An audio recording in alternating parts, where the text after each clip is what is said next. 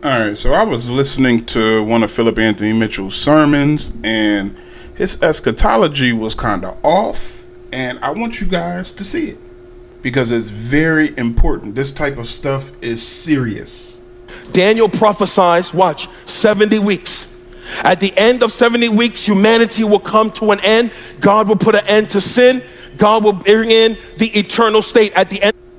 I want to stop it right there because at the end of the 70 weeks, God does not put humanity to an end. Humanity does not come to an end at the end of the 70 weeks. When we are looking at Bible prophecy, we have to use the day for a year principle. Numbers 14:34.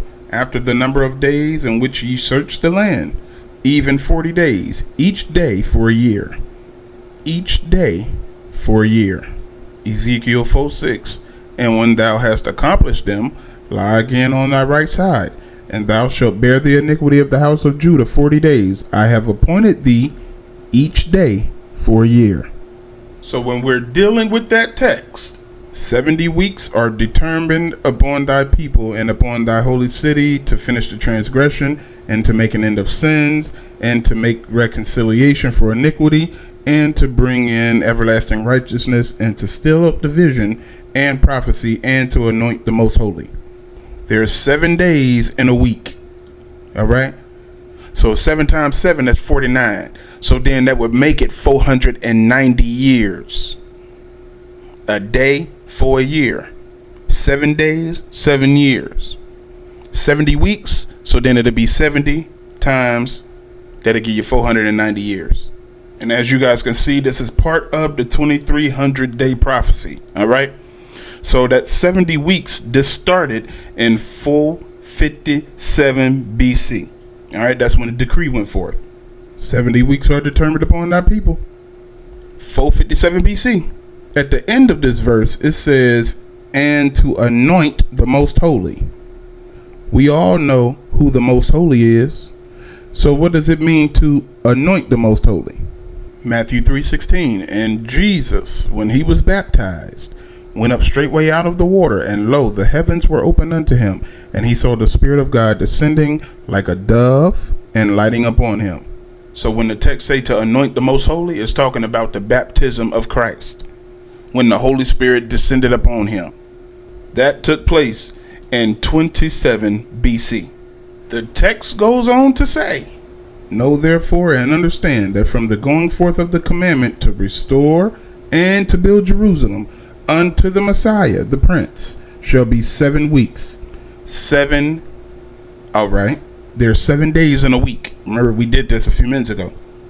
And 62 weeks. The street shall be built again, and the wall, even in troublous times. And after 62 weeks shall Messiah be cut off. Y'all know what that means, don't it? The crucifixion of Jesus. Jesus was 30 when he started his ministry. He was 33 when he died. That brings us to AD 31. The crucifixion of Christ. You see right here, in the midst of that week, the Messiah was cut off. But let's keep going.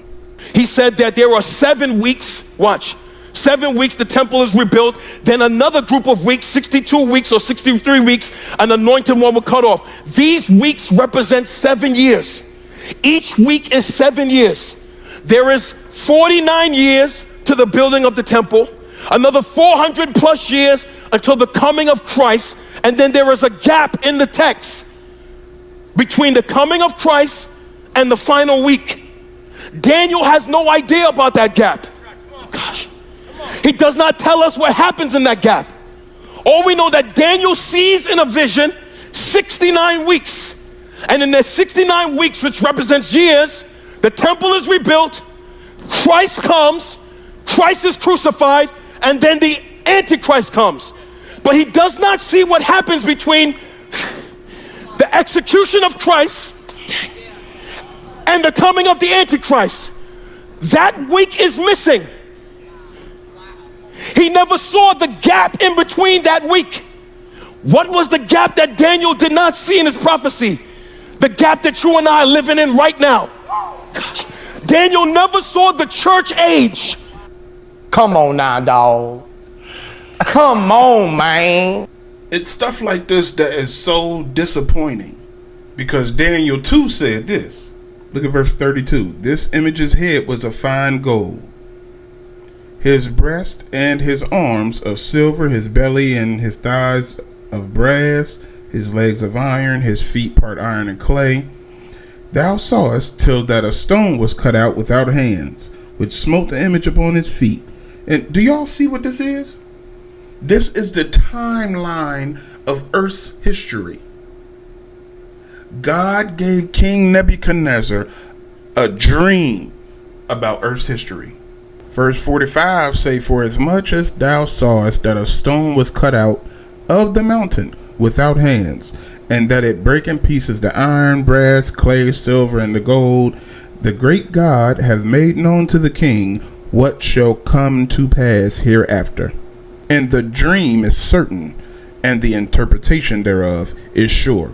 Daniel saw what was going to happen.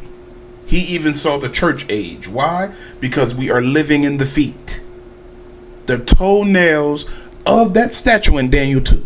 So he prophesies about 69 weeks. He sees a gap that he does not write about. And then the next week shows up in the end time tribulation. 7 years. The Bible does not teach a 7-year tribulation.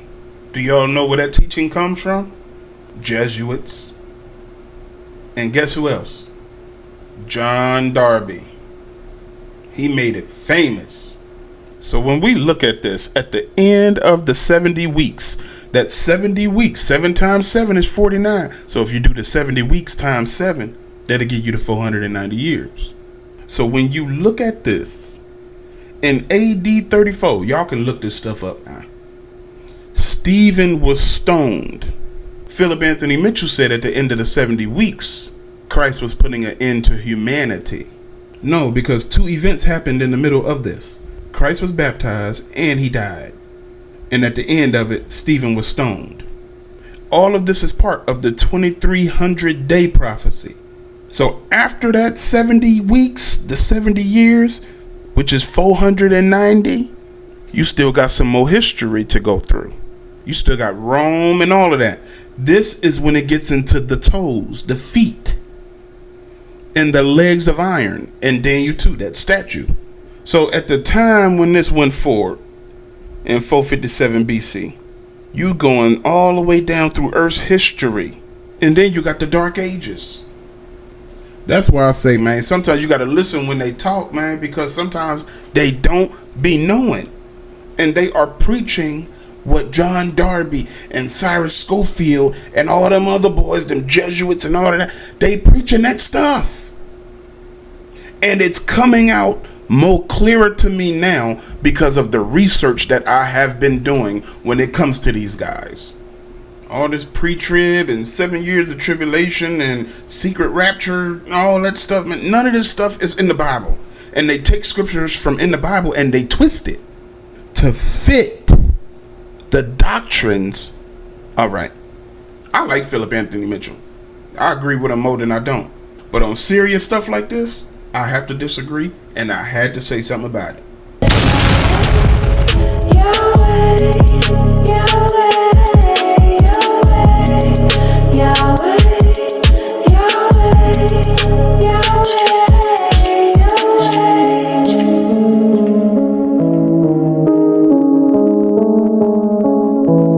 Impact.